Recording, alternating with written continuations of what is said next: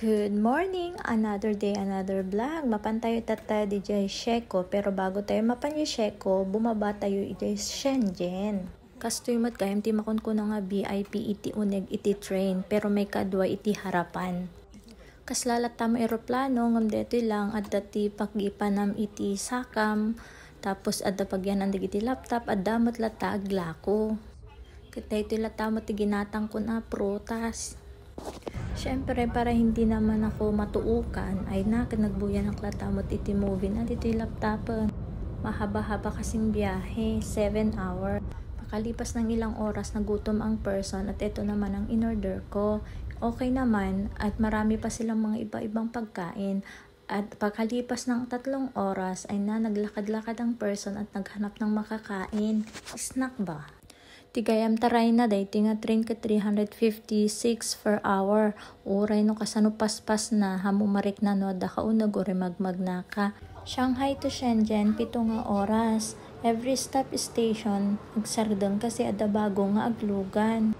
Fast forward ada kami gayam dito Shenzhen terminalon. Ay na nagdakkel nga terminal. Bago ka nga umakdang dito agdan adu pay dati pasikot-sikot nga ruwaran bago ka makaala iti taxi. From terminal station to hotel, ay na umabot latamot iti 40 minutes. Nabayag mo. Ngem Hong Kong to Shenzhen, may isang station lang. Makadanon kan. Kaya dito yung nagayam Hilton nga nag-stay. Napintasi ka. Ay na amin nga makitam dito ket kuminkin ang sumiling sumilap. Uray rabi iremornak na nagsapol naktimakan. Ngam dito yung tinakita. Kasi sarado amin yung alas 10. Morning, dahito itibyok itibigbigat ti agsapa. Ay na, nagsyaatan, tas dito yung swimming pool da. Kisla kayat ko tumapugan. Nagmayat ti view na dito yung makitam iti sunshine, char. Nagpintas ti view na, makaparelax. Lalo dahito yung makitkitam ni adati bye-bye. Nagpintas pa gayang disenyo na every kwarto.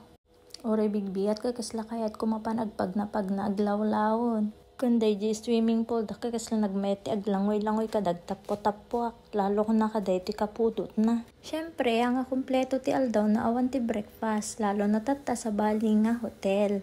Kaya't kung maramanan lalok seafood dito ikat fresh. Syempre ang person mag-video muna bago kakain. Syempre habang nagbibideo tinitignan ko na kung ano yung pupulutin ko mamaya. First time kong makakita ng cucumber juice kaya sinubukan ko. Noon at lasa na ay nakasjemot gaya. Ngam name imas lata para kanyak iti mango no apple juice. Ang ganda tignan dito sa labas oh.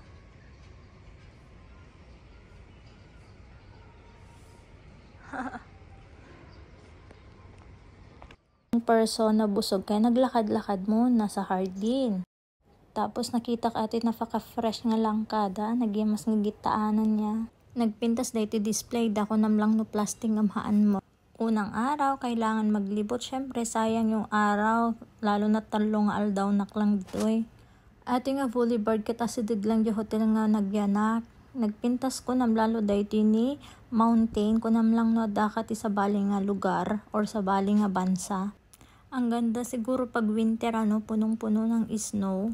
Nagmayat nga tatagpalpal la ilangan, lalo no kasto iti weather. Adamot ton iti 2 orasan nga nagnagnanakon. Katatahan ay na, agkalyumot da iti 2 nga saka kon, dito kikitnan.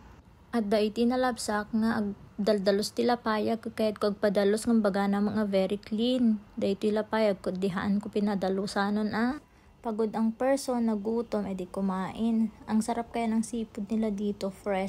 Namorder nak matanti inumukon sa hanak pay nabsog di in-order ko nga salad so nag-order nak ti beef.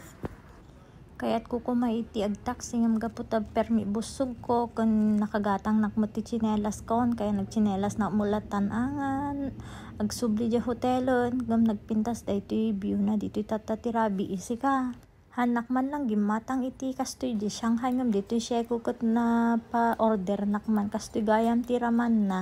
Follow and share. Agyaman!